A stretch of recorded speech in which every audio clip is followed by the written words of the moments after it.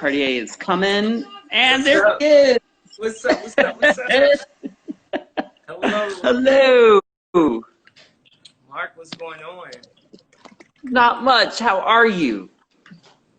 I'm great. I'm ready for today. I'm ready for this conversation.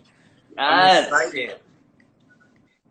Me too. You know, it's funny. You and I have only gotten to work together a couple times, but I have such fond memories of like getting to hang out and talk and get to know you a little bit. Like it's really you're one of those people that I just really love your energy and kind of what you do and how you do it. So yeah, we had a good time the first time. I believe that we all ended up at Cheesecake or something like that. It was some crazy big restaurant.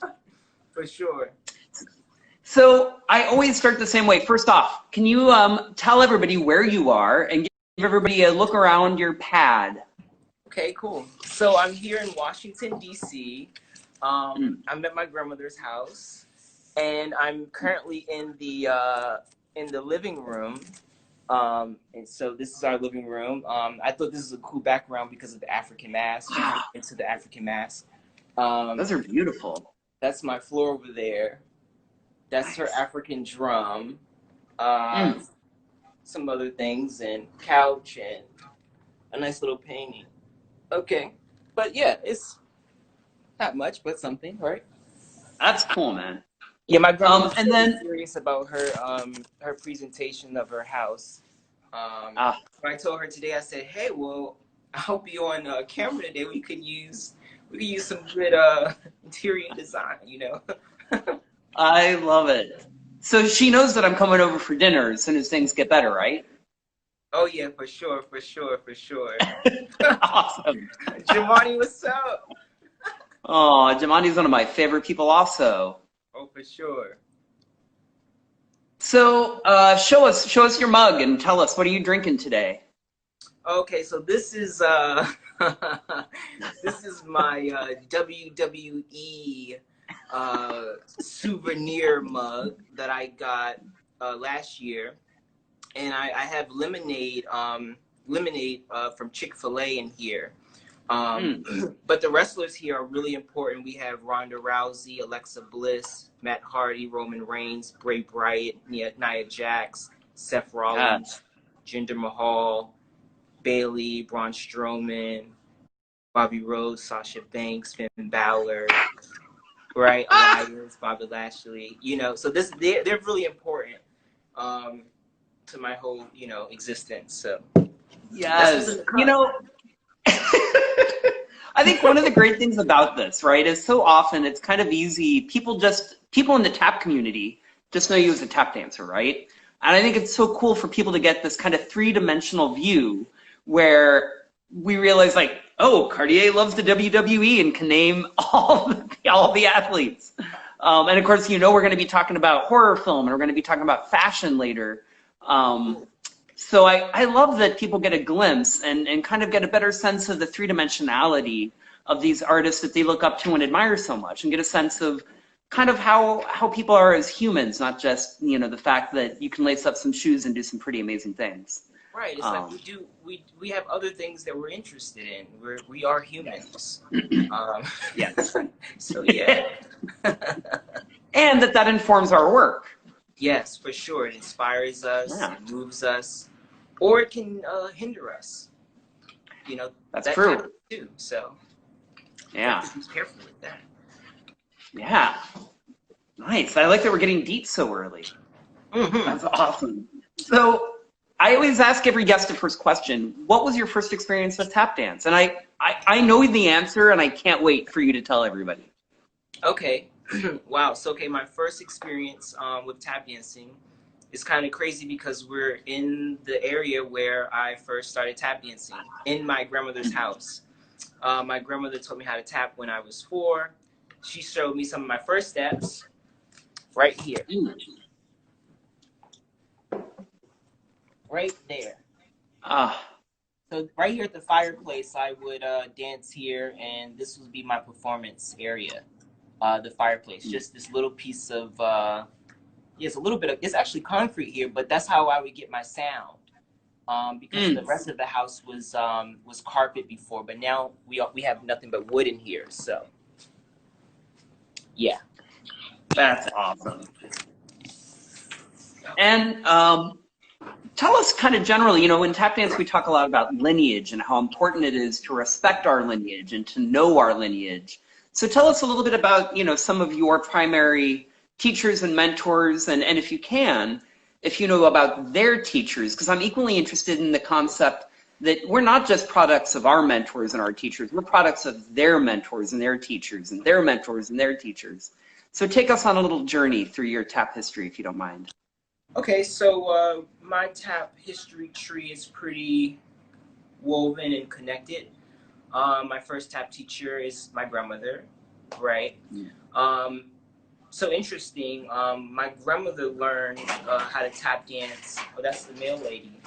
My grandmother learned how to tap dance with her friends. They were self-taught, hanging out, and that's something they did. And they went to the competitions at the Howard Theater, the famous Howard Theater. And so when my grandmother taught me how to tap, I learned basic steps, you know, the shuffle, the basics that we know. And then I took it upon myself to just keep going, and I improvised. And my next tap teacher would be Maya Harrison, the famous singer. And Maya was my first tap teacher outside of my grandmother. And she choreographed the performance that I did at the Apollo when I won amateur night at the Apollo. But then shortly after that, she was a superstar and she was no longer around. And this is just, you know, the what was happening at the time.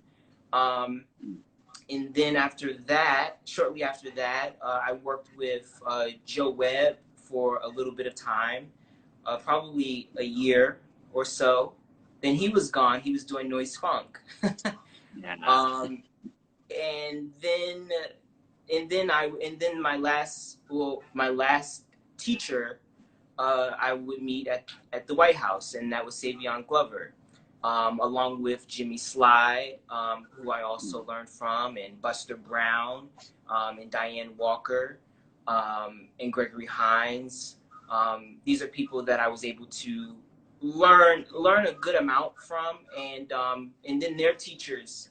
Gosh, I could not sit here and tell you, you know, all of their teachers. So it's kind of that's why I said it was kind of woven together, these teachers. So that's my tap history tree. Cartier, that is some heavy lineage. Yes. But, you know, it's like for me, you know, and I get this a lot, but, you know, it's like if, you know, these people were like your uncles or your aunts. You know, it's like, oh, that's my uncle, that's my aunt. Like, you know, I'm not gonna sit here and be, you know, sit here and not say that they're amazing at what they do, but it's like, you know, I don't treat them like they're so above, you know, they're human, you know, and they have feelings, and they, you know, some days they don't want to dance, you know. That's just something that I always put into perspective all the time. Again, you know, that's interesting. That ties in with what we talked about at the very beginning, right? Acknowledging and accepting the three-dimensionality of the artist. Yes, that's important. Sure. For the people out there who don't know your history so much, would you tell them how old you were when you won that amateur night at the Apollo, please? I was 6 years old. Yes, I was 6 years old. Yeah, I kind of buried that lead there, didn't you? That's pretty darn cool. Yes, it was just something, you know, I was always just like, I learned at a young age, you know, to just do what you want to do. And so that was just something that I always did, you know. I always spoke my mind. I always said what I wanted to say. And I think that also helped me along the way, you know, so. Yeah. So, is there anything that any of your mentors have ever said to you that has stuck in a really profound way? Anything that you still hear in the back of your head, either before you go dance or before you lace up your shoes? Oh, for sure. One thing that Jimmy Sly said to me that really stuck to me I used to when I used to dance, you know, and I would go out and my phrasing when I was dancing, you know, it would sound like I was just not saying anything at all. I would just go out and I would, you know, I'm just tapping along, you know. And he says, well, you're not saying much, but you're saying a lot. And I didn't, you know, at a young age, I didn't really understand it. He told me that when I was 10. And so right away, I told Savion, you know, what he was, you know, telling me. And then he was telling me that, you know, my counting needed to be more punctual. So what I did was, you know, I was really into, I love history. I love English. I love literature. And so I knew that one thing that I would always sometimes mess up in school with was fragments. I would have fragments and, you know, things like this. And so I knew that if I had complete sentences, I would have complete phrases. So I would remember my homework verbatim. That I had to do, and I would go in and present the homework on the stage as complete sentences. Figure out the phrasing as complete sentences. So they saw it worked. So I kept this as a tool that I've carried on from 10 to now. Just having complete thoughts and when I'm saying something on the floor. Yep. That's cool. I love that. Thank you for sharing that experience with us. And that sounds like a very Jimmy Slide thing to say to somebody.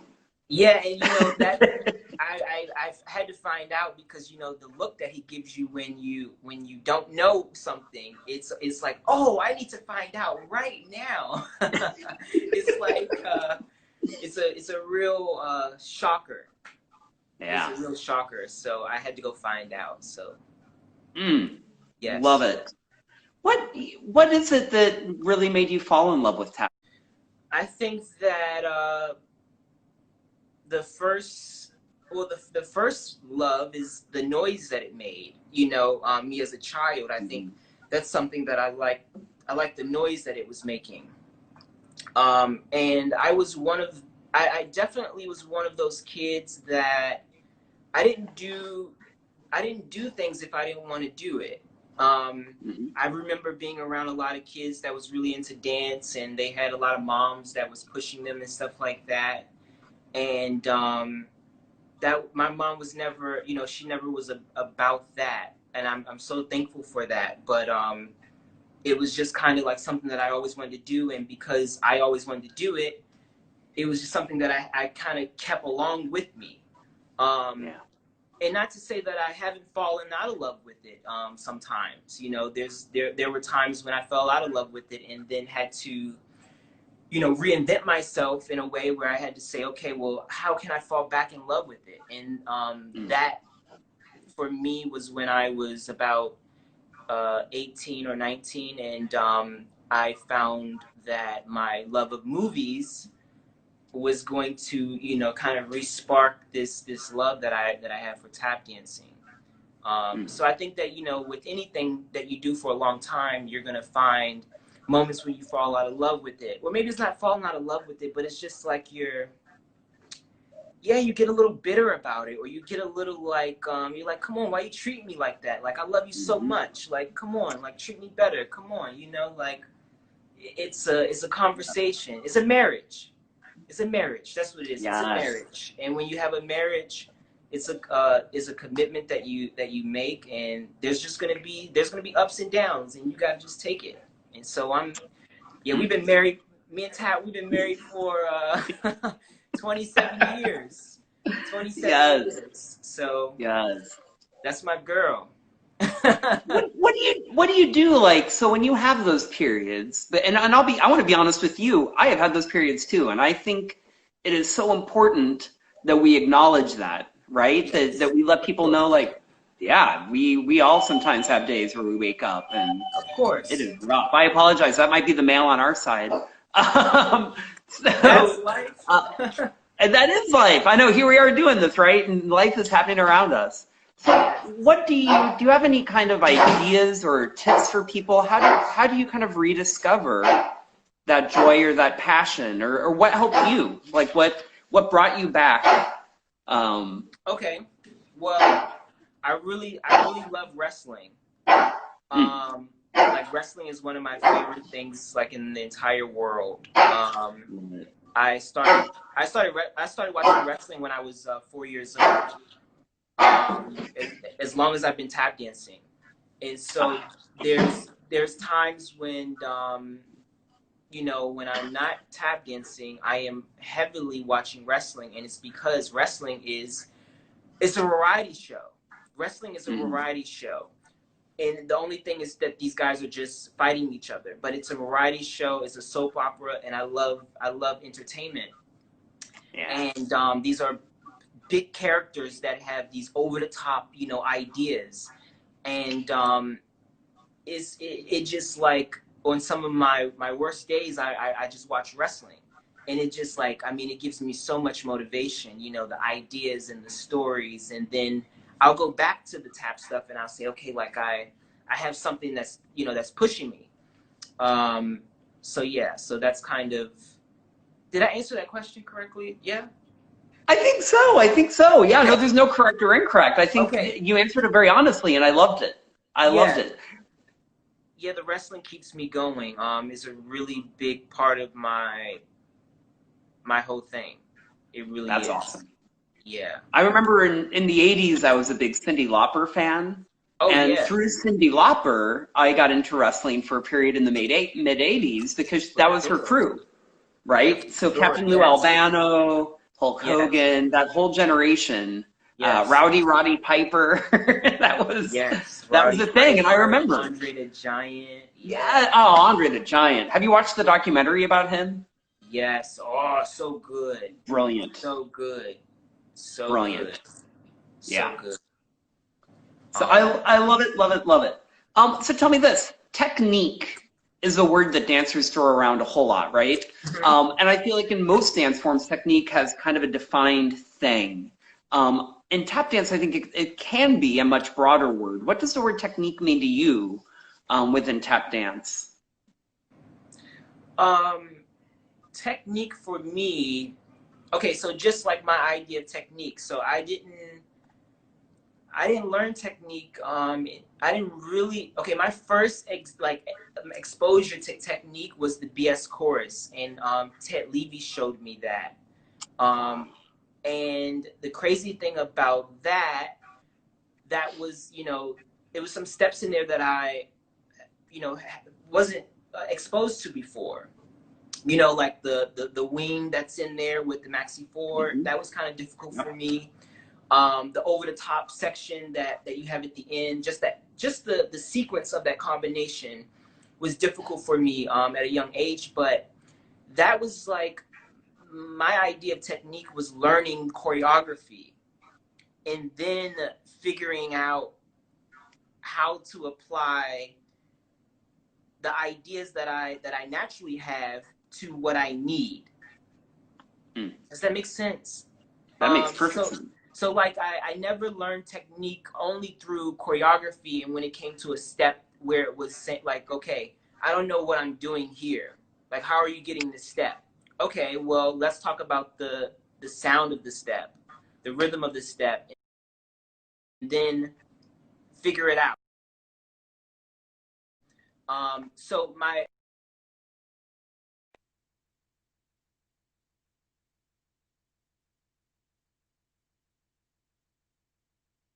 we're having just a tiny bit of technical difficulty. We'll just wait 1 second.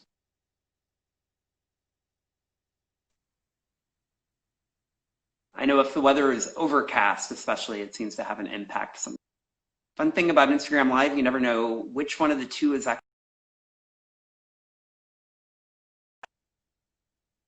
Uh-oh.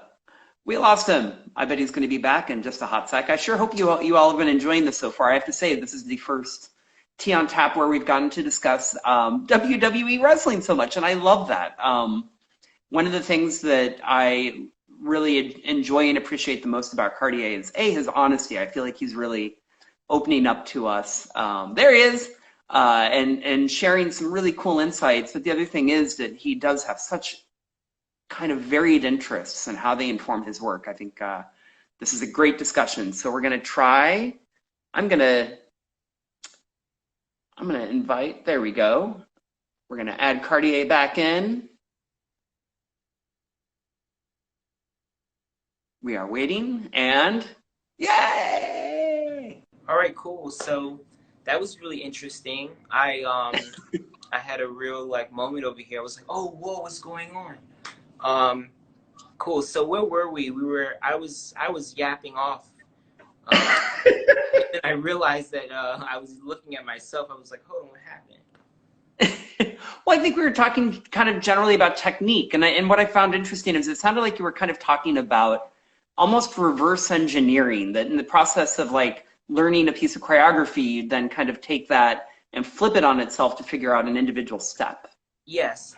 So my exposure to choreography was mainly through technique. And not until I met Luke Hickey from North Carolina. I danced with Luke for a good amount of time, and he was really, I would watch how he would put steps together or teach other dancers steps, and I would go, oh my gosh, like my brain is not built that way.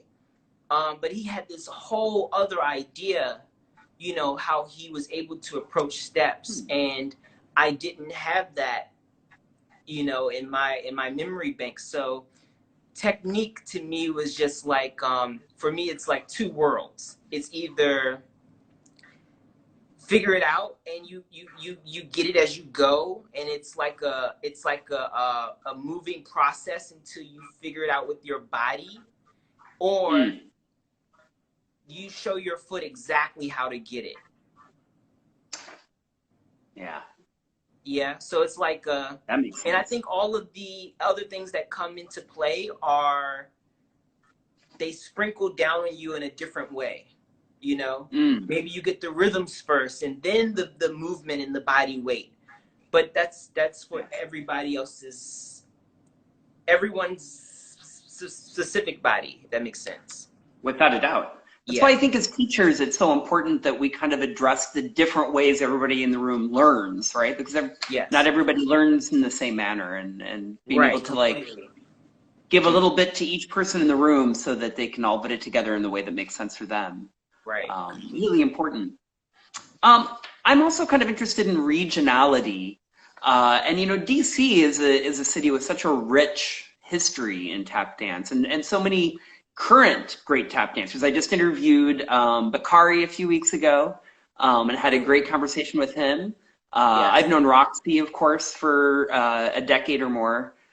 Is there anything that you think kind of defines like DC as either as a region or a community? Is there a Washington DC style of tap dance, for example, or maybe an approach that the dancers take there?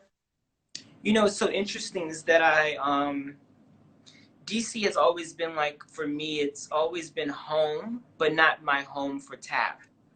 And it's just because of I was so young at a young age, and I wasn't home. I wasn't home at all, you know. So I was always gone, and I was in New York or I was somewhere else around the world. So the DC tap community for me was always like, I always felt like an outsider. But I was so in DC.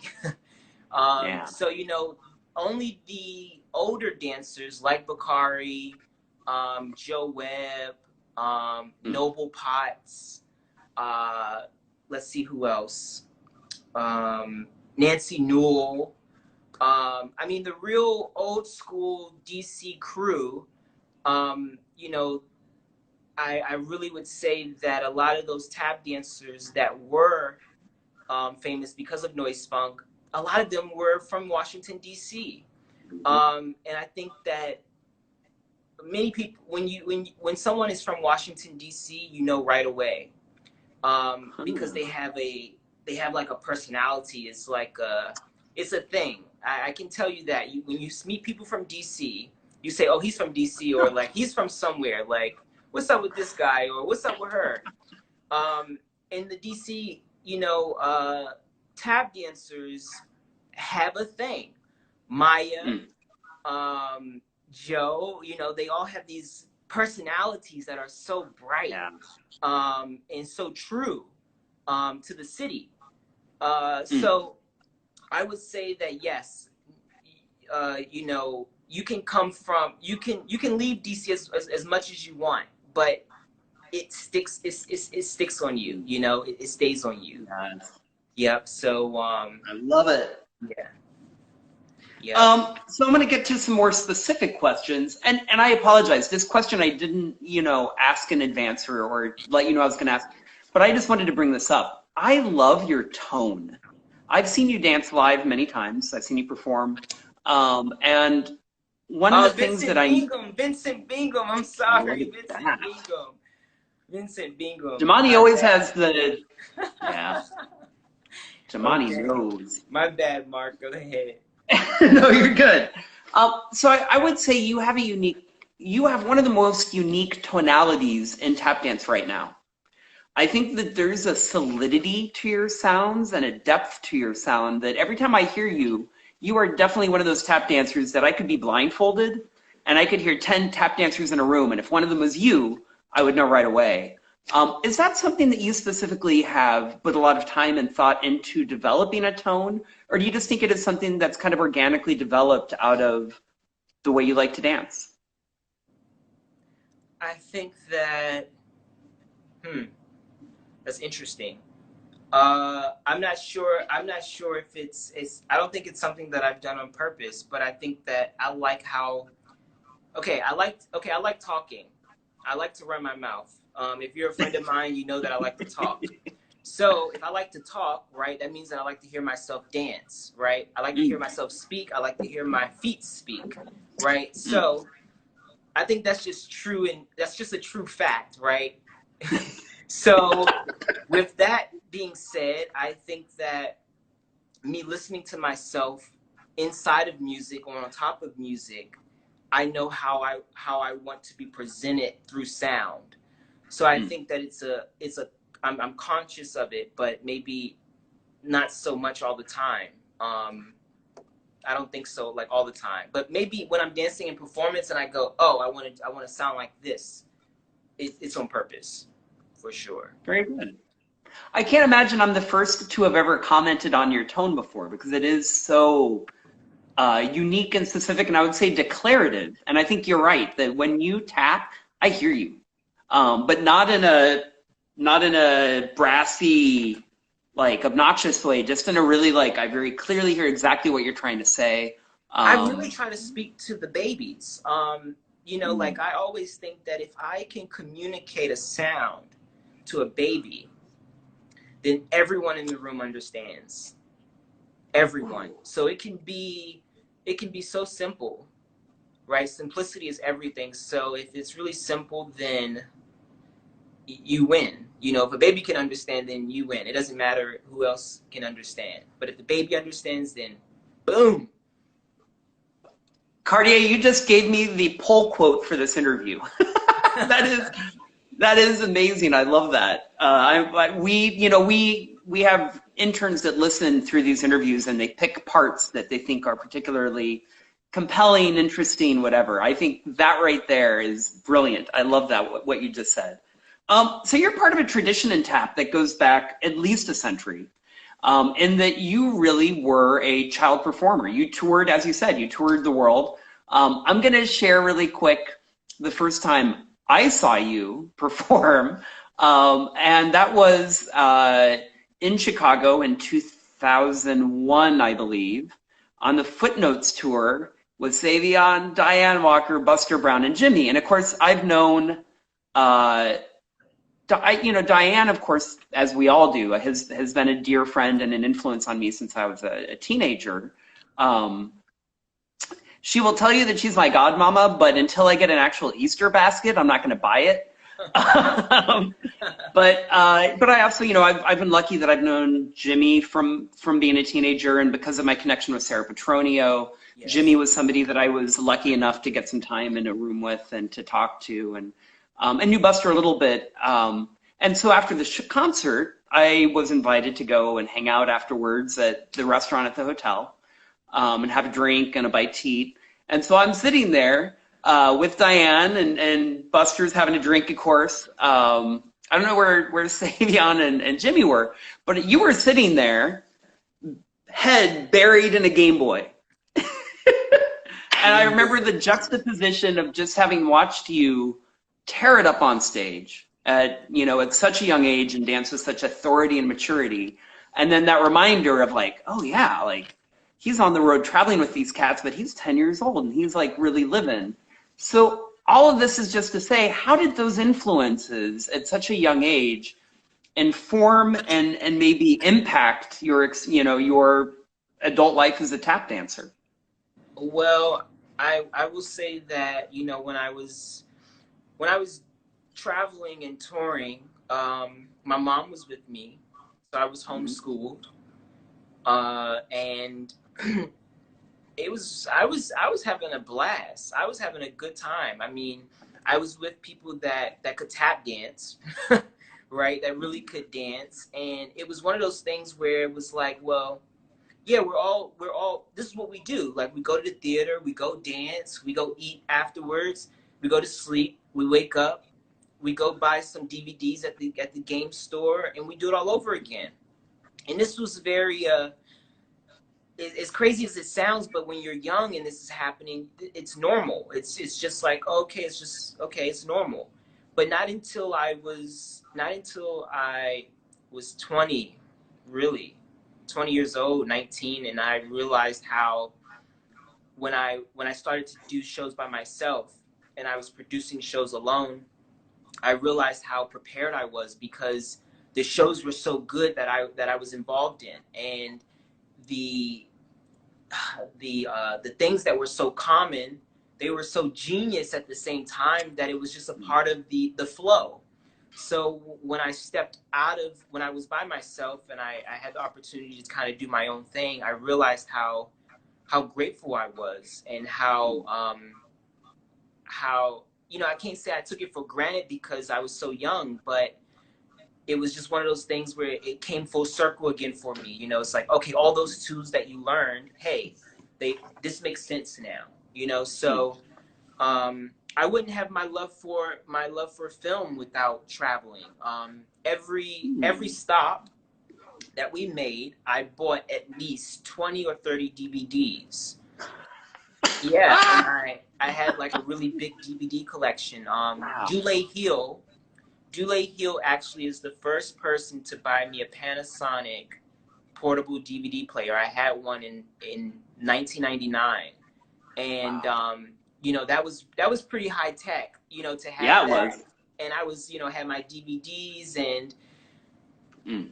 I think that really gave me. I started to just, I was watching very mature films when I was young as well. That just wasn't something that was, I could not. I liked horror films, so like I was watching rated R movies. Yep. So so. I know. I had a Yes. similar childhood. Yes, so it definitely had a big impact, for sure. Yes. Tell me about Cartier Williams Dance Theater. Okay, so the Cartier Williams Dance Theater, I realized that I couldn't do shows just by myself. I needed to, well, no, I can, but I didn't want to. Yeah. Because I like stories, and I like telling stories, so it involved more characters. And so I had an idea to create a dance company where the foundation of my company was tap. And then I sprinkle everything else in, so I can force the people back into, force the people to watch tap dancing again. So that they are, they're realizing that, we've been loving it our entire lives. Because, I think that it's something that is so organic, it's primal.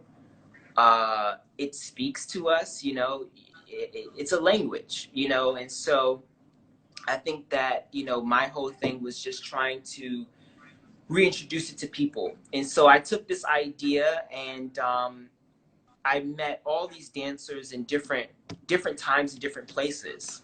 And I individually called each one. And so I knew I needed a hip hop dancer, someone that did modern dance, ballet, tap, and then, you know, if there was anything else, then that would just be, you know, a specialty. And so I started this company in 2014. 2014 was our first, like the first year of things happening. But the whole idea was I had this idea to do Peter and the Wolf, the famous classical tale that everyone, well, not everyone knows, but it's a very famous piece that also introduces classical music. And so I took this and I tried to, well, I didn't try, but I took it and I added hip hop into it, and I made all the different characters, the different representations of the different art forms.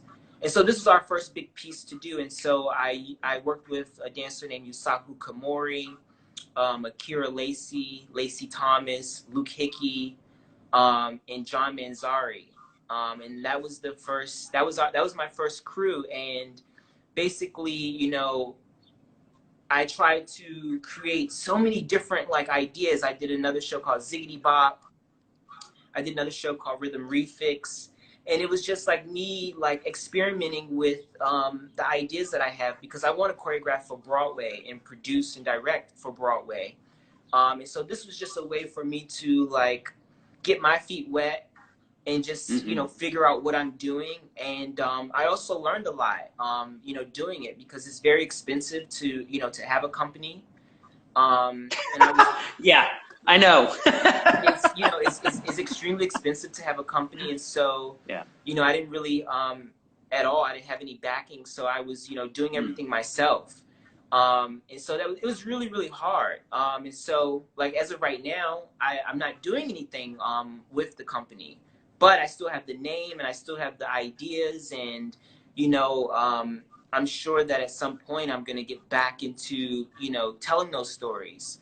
But like anything, it's like you have to learn and see, you know, which way to go. But I realized that ultimately I want to tell stories, and I want to put things on film, and I want my movies to be shows and my shows to be films, if that makes sense. It makes perfect sense. Yeah, so the last thing that I did with my company, I produced the show at the Oslo Jazz Festival in Norway and Zurich, Switzerland, and we performed it in Chicago as well. So yeah, so it's all about, for me, it's about storytelling and having a good time.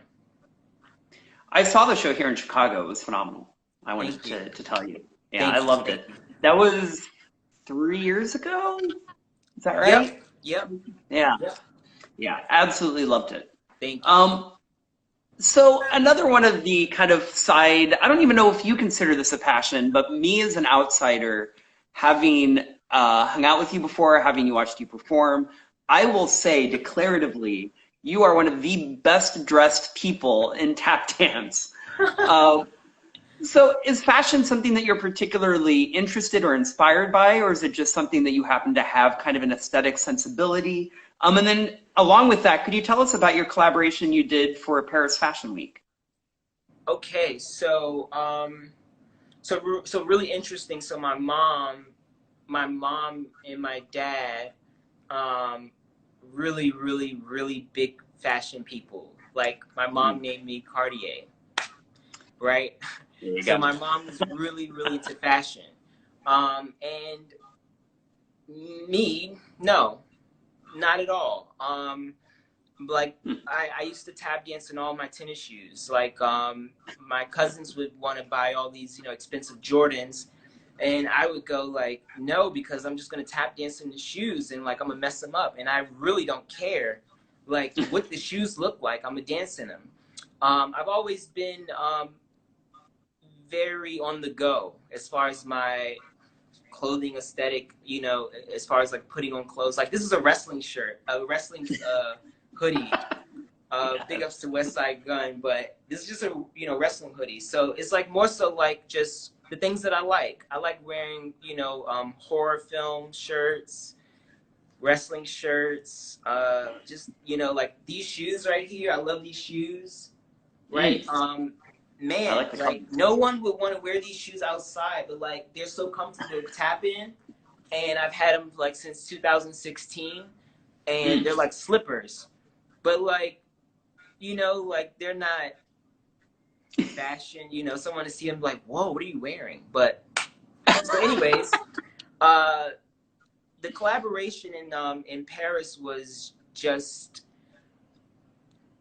It was just really a cool situation. I never tap danced. I never tap danced on such a beautiful wood floor ever in my life. Big ups to Bohemia Lynch, but yeah, it's like I never tap danced on a floor so beautiful. The crazy thing about the whole thing in Paris was a tap dancer named Aurelian. He lives in Paris, and basically he contacted me and said they were looking for a tap dancer, for Paris Fashion Week. And next thing you know, I was getting messages about the music that I was going to be dancing to. Love it. And one of the first songs that I received was a song called Perfect Plex. And the song Perfect Plex, the name Perfect Plex is a wrestling move. And so like I thought to myself, this is weird. How does this guy Virgil know that I like wrestling? This is so strange. And so then I did more research and I found out that the guy West Side Gun who's rapping is a wrestling fan. And I thought, oh my gosh, like I'm gonna be able to tap dance to like a wrestling song and someone that loves wrestling, and I don't even know who this is. And for me, that was just like, it was really exciting. And so I received the music, and I just knew that I was going to be improvising. That's all I knew. I didn't know anything else. I got on the plane. I arrived. The plane was a little late getting in. I was still jet lagged. I thought I would have time to like shave and like get myself together, and it was none of that. I went straight into the studio to change clothes and take pictures, and it was just very like a dream. It was all like a dream. It was all like happening so fast, and it was a great moment of just always knowing when to be prepared, because I was not prepared. I was very like, whoa, like, okay, this is all happening so fast. And I didn't know that I was going to be dancing that long.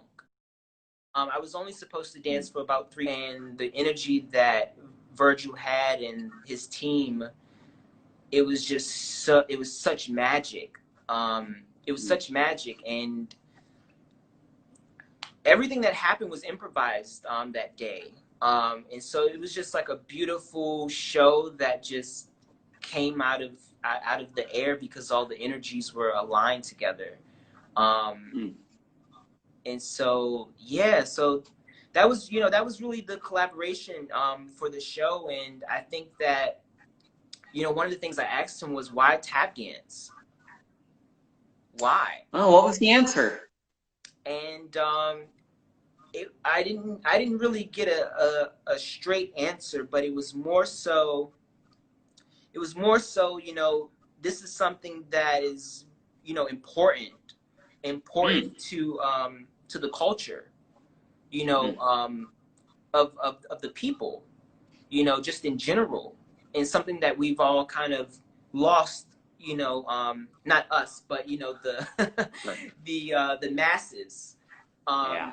And so right away I remember saying to him, tap dance is the new fashion. And that was just something that I said because I realized the power that I had when I was standing there for tap. And right away I was, I wanted to talk about Buster. I want to talk about, all the guys. So yeah, I think that, that's something, and all these, Virgil and all these other guys that were there, they know who Gregory Hines, who he is. They know who Sammy Davis Jr. is. They know who Savion Glover is. And I think that, that's important for me to know that too. As a tap dancer, to know that, these men that's out there doing things in other mediums in different ways they know who tap dancers are. So I think that's a cool thing. So yeah, the collaboration was really cool. It's still energy from that. It's still a lot of energy from that, because there was everyone after the show, everyone just went. It was so much chaos at the end of the show. No one said goodbye to each other. Wow. No one said goodbye. It was just like, I'll see you later. And I remember thinking to myself, like, wow, like, what happened? What just happened? I was about to say, that sounds very dreamlike. It was really like, in the year before that, it was my first time going to the Louvre. The year before, I went to the Louvre and visited the museum, and I took pictures. And then the next year, I'm tap dancing in the building. That was just really like mind-blowing for me. Really mind-blowing. So it was cool. A really cool experience. Yeah. So, first of all, I just have to tell you, one of our rehearsal director for Chicago Tap Theater, she and her husband own a clothing company called Boulevardier. And she told me that when that collaboration happened, it blew her mind, because, she lives in two worlds, right? She has all of her fashion friends, and then she has all of her tap community. And she said, for one glorious day, those two worlds, everything she saw on social media, like, came together. And so she made a point to talk to me yesterday, and she said, make sure you ask about the collaboration, because it blew my mind. So thank you for talking about that. I know that she appreciated hearing about that, because a lot of people definitely couldn't believe that it was happening, but at the same time, I was very like, like, this is supposed to happen. Like, it's tap dance. Like, stop playing, people. Like, okay, listen, tap dancers know how cool we are.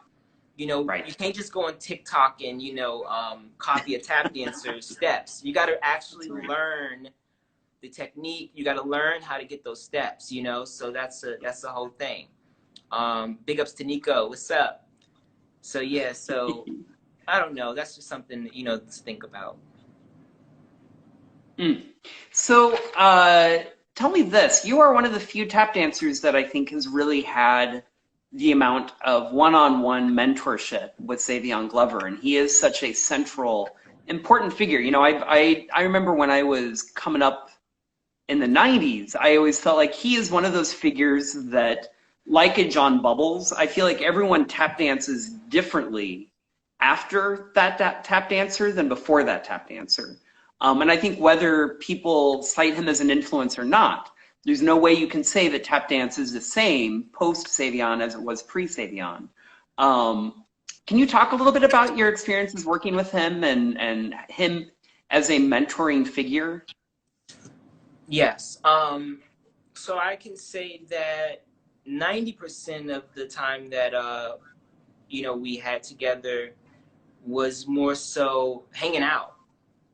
Going to the movies, going to Six Flags, having a good time. And on the stage was serious time. That was serious time. That was no time to mess up.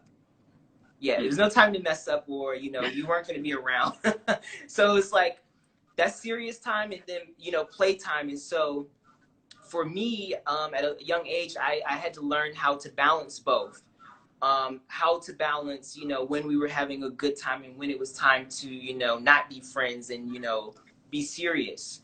And I definitely, because I learned that at such an early age, I learned later on how to combine both of them without it being this separate thing.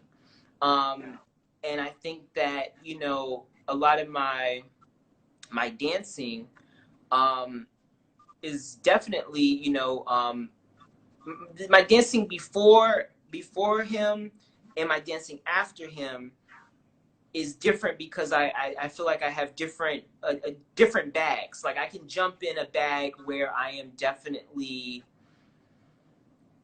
where I'm where I just want to, you know, be heard, you know, and that's another thing for me. And today for me to just be heard, that's cool, but that's not like where I want to live. I want to tell stories, you know. I want to show the people that tap dancers can, you know, really evoke an emotion through a visual, you know, visually and you know, hearing it. So that's just, you know, I guess it's I grew from where I started with him, but it's definitely, you know, had an impact on my dancing because not one time I go on the floor and do not big up a, you know, a tap dancer. Yeah, Huck Y to you too. Who said Huck Y? Who knows Huck Y? Oh, that's Ray. Huck Y to you, Ray. So Ray is one of the original drummers in Noise Funk. Oh, nice. Yeah, Ray. Yeah.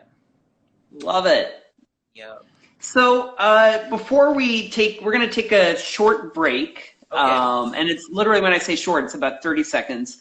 We do that because Instagram has a limit, a 1 hour time limit. And when we come back, we're going to do people's two favorite parts. We're going to do the 2-minute tap lesson, and we're going to do the rapid riffs. But I have one last question, not about tap dance really. Tell us about your passion for horror films. And what I think is so cool is not only do you love them, but you have made efforts to appear in them. You're a director. Can you talk a little bit about all that? Yeah, so I began filming when I went to Miami. I went to Miami for film school because I didn't want to be in New York to dance. I wanted to do film. And I went to Miami and I learned how to make movies. I didn't learn how to make scary movies, but I moved to New York shortly after that because I was bored in Miami. And then I realized how to be more of an independent filmmaker, going to the New York Film Academy. And there I learned how to really get into the, you know, the horror whole thing. And I met some friends that were really into it in film school. And one of my teachers, he was good friends with another teacher in the school who was a student of Clive Barker, who did Hellraiser. And I flipped out. That's all I had to know. And so I stalked this guy at the school until I met him. And we ended up we're still friends today. And he was the first one to put me in one of his horror films. And I tap dance in a horror film. And it's Wait, tell everybody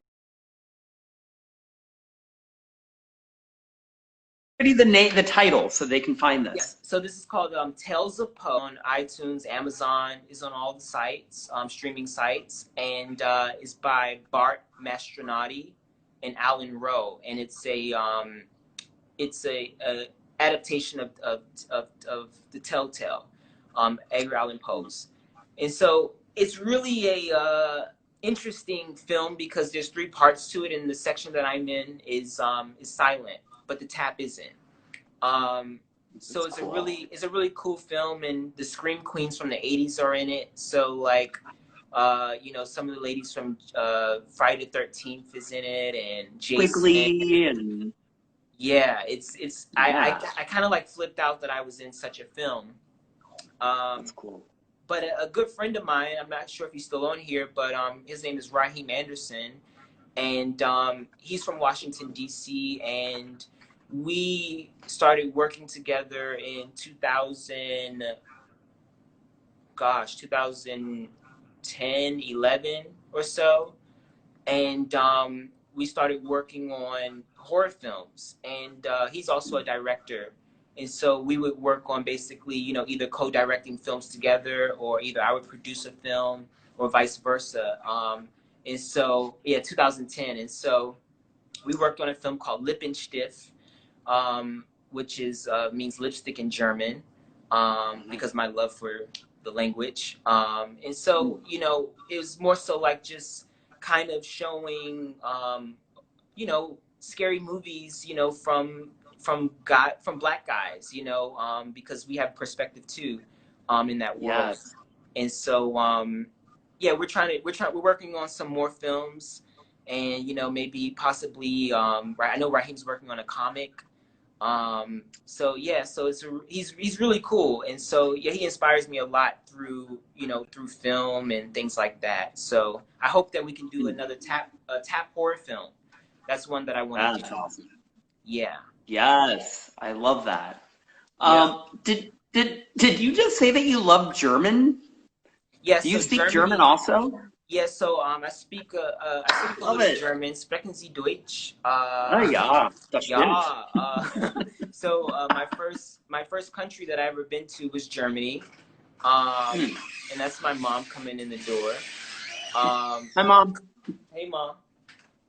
Yeah. So basically, Germany was my first country that I ever been to.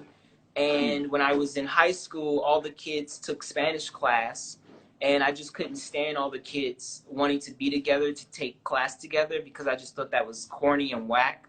So I went and took class with all the other nerds, and I was in German class, and it helped me out because I'm always I'm always teaching in German speaking countries.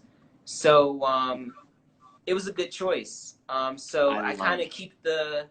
I keep everything that's a part of, you know, the journey with it, you know, with the art. Yeah. Everything goes together, the culture, the music, Mm. the love, you know, everything. Yes. Everything's, yeah. Mm.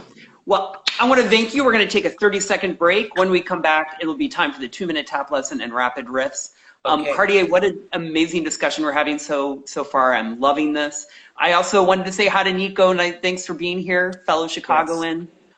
Nico, you're one of those people that make me proud to be a Chicago tap dancer. So I wanted to make sure to say that on the record, right? All right, so I will see you back in 30 seconds. Interview with Cartier Williams. What a sincere joy it is getting to talk to him about his varied interests, about his mentors. I will say that he has had such a unique journey in tap dance, as have we all, but I've really enjoyed listening to his journey in particular. Hi, Jackie, nice to see you. Good to see our amazing intern Emily is here. Quite a few people, hey. So, and Cartier will be back in just 1 minute. Looks like Italy is in the house. Hey, Italy. I want to thank you all for joining us. I have to say, this is every time I do a new episode of Tea on Tap, I think, wow, this can't get more interesting, it can't get more engaging, and every single time I am proven wrong. Cartier is here. We're about to do, I think, many people's favorite part, the 2-minute tap lesson. Okay. Oh, I love it. You are all ready for the 2-minute tap lesson. I am. So is this for beginners? What level is this? Does it matter? It is for whatever you want it to be. Okay, so 2 minutes. All right, cool. All right. So here we go. So we're going to start off with the right foot, and then we're going to get to the left foot. Just a little quick warm up. So you have.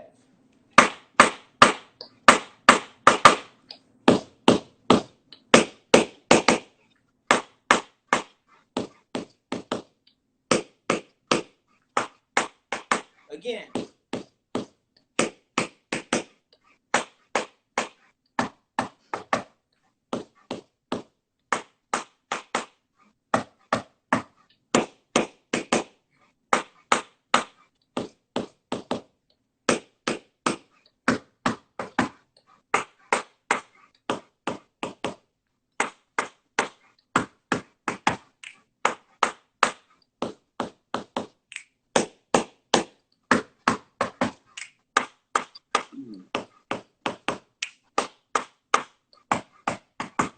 Okay, so that's one step.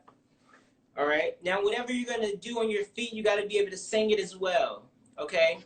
So you have, I'm improvising as we're going. You have, sha, ga, ga, ga, ga, ga, ga, ba, da, da, blah, blah, ba, ba. Then, ga, ga, ga, ga, ga, ga, ga, ga, ga, ga, da da da da. Do go ga ga ga. Ba ba ba ba. Ga ga ga. Da da da da. Ga ga ga. Da da da da. Blah blah blah. Da da da da. Okay, notice that I use different tones every time that I do a different step, so that your brain understands that that's happening. If everything stays on one, linear level, then there's no, your brain's not going, oh, that's different, okay? So you have to make sure that everything is different, okay? Back to the step. Next step.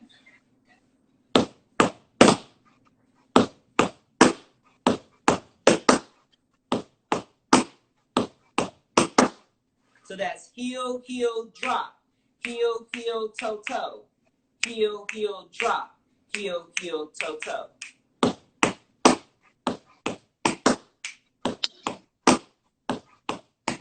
Left side.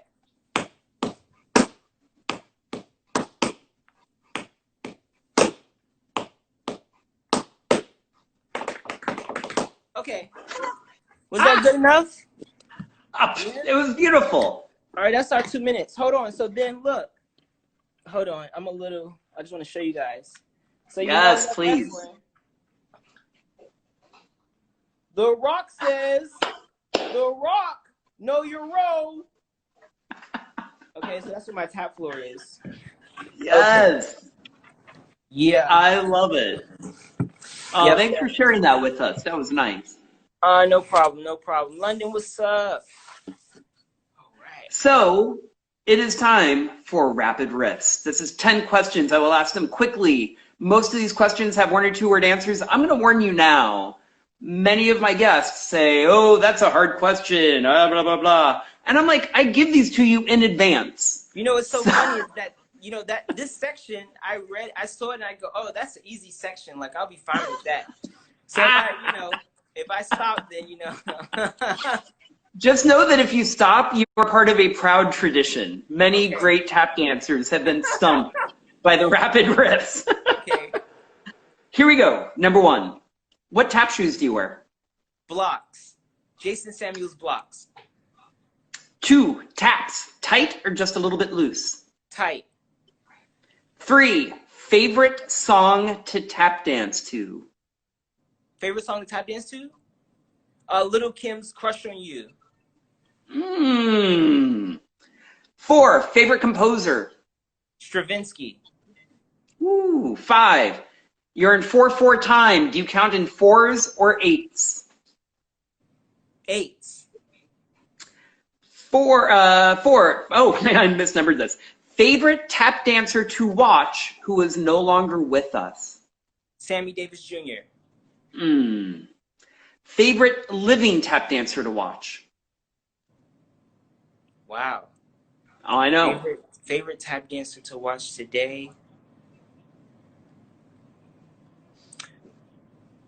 Andre Amanishi. I like watching Andre dance, but he doesn't put a lot of videos out, so I'm always like trying to find him on his page. But yeah, I like Andre's dancing a lot. Favorite choreographed tap piece that you have either seen or done? Favorite tap piece that I've seen or done?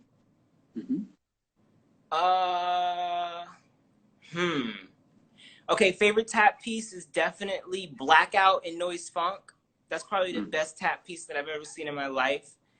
And favorite tap piece that I've ever done was probably dancing to Nirvana at the Nijinsky Awards in front of I forget his name, Karl Lagerfeld. Sorry. Yes. That was really bizarre. That is bizarre. I bet that's one of those moments you're on stage and you kind of go, huh, look at this. Yeah, like, wow, okay. That's cool. What single tap performance that you've seen do you remember the most vividly? Like that I've seen live? Yep. Wow. Probably. Ugh, that's a hard one. Yeah, that's okay. This is my moment. This is my moment. That I remember vividly. It would probably be Diane Walker doing Black Orpheus in Footnotes. I remember that Oh, like so well. yeah. Yeah, I remember. Like I can just remember certain things. Like I can just remember so well, like as if it happened yesterday. That's one of Yeah. them. You can go back in time and see any one tap performer or tap performance. What do you see? Um, I want to see the Berry Brothers versus the Nicholas Brothers Did at the that ever Apollo. happen? At the Apollo. Apparently, that's happened at the Apollo. I want to see that. That's what Yeah. I would like to No see. joke. And I like to be in the audience going, ooh, ooh, ooh, ooh, ooh. Yes. Best venue you've ever played? Paris Fashion Week at the Louvre. Finally, and maybe the most controversial question, Shim Sham, second step. Do you start on the 4 or the 1? Wow. Oh, I know. I warned you. Okay, so I'm gonna okay. I start on the 1. Now I'm gonna tell you something really weird about the Shim Sham. I don't like the Shim Sham. This is a tap confession moment. I Yeah, don't like spill the the Shim tea. Sham. Every time somebody asks me to do the Shim Sham, I'm always like, man, I'm gonna mess up because it's so simple. It's such a simple dance, and it can be so slow depending on who calls it. It just needs to be, it needs to be, if it's going to be the Shim Sham, it needs to be rapid fire. It needs to be 1, 2, 3, 4, it needs to be fast. I don't want to go up there and, bop-a-dee, bop-a-dee. That's just like, come on, like, take me home. Let me go home already. So, like, I always like to do the, I love to do the BS chorus because, even if you're going to do it slow, you still feel like you're going to get out of there. But that Shim Sham, baby, it ain't nothing but a babysitter sitting there waiting for you to say go home. I can't stand the Shim Sham. I saw something, I think Josh Hilberman was just talking about the Shim Sham. And I saw that and I was going, Josh, I can't stand the Shim Sham. And there's video. I'm sorry about this rant on the Shim Sham, but I'm loving it. Don't stop. the funny thing about the Shim Sham is that there's so many videos of me at festivals, and you see that I'm in the back during the Shim Sham because I don't want nobody to see that I'm a mess up because I really messed this up. I don't know why, but I don't like the Shim Sham. And no Thank you disrespect for to that. Liberty, no disrespect, but it's just like Of course not. Of course not. Of course it's not. just it's just one of those things. You just made my day. Thank you. That was amazing. I want to thank you for that. Before I ask our final question, I need to thank a few people. I want to thank our marketing director and tech guru, Leah Koch. She makes all these things happen. I want to thank our staff, Molly, Ali, Sarah, my amazing wife, Jennifer, who does the set design, and many, many other things for Chicago Tap Theater. I want to thank the interns, Emily and Allie. I want to thank the dancers of Chicago Tap Theater. Please remember, dancers, you're the reason we're doing all this stuff online right now. Until we can dance together again, we can at least see each other online. And I want to announce our next guest. Sunday on the Tea on Tap, I will be interviewing Evan Ruggiero, which I'm really looking forward to. I think that's going to be a lot of fun. He's going to be the first guest on the Tea on Tap that I've never actually met in person. Oh, cool. I've never met Evan before either. Yeah, I'm really looking forward to it. Oh, Yeah. cool. And then a reminder, tomorrow, book club. We are starting a brand new book in the Chicago Tap Theater Book Club. We'll be reading Tapping the Source by Brenda Buffalino. And Brenda will be there in person on the Zoom to talk about her book. So remember, if you want to participate and you don't have the book, you can email us. We will send you a PDF of the chapter we're covering tomorrow. Finally, Cartier. Yes. Your final question. We call this the final shuffle. When you shuffle off this mortal coil, how do you most want to be remembered as a tap artist? How do I want to be remembered?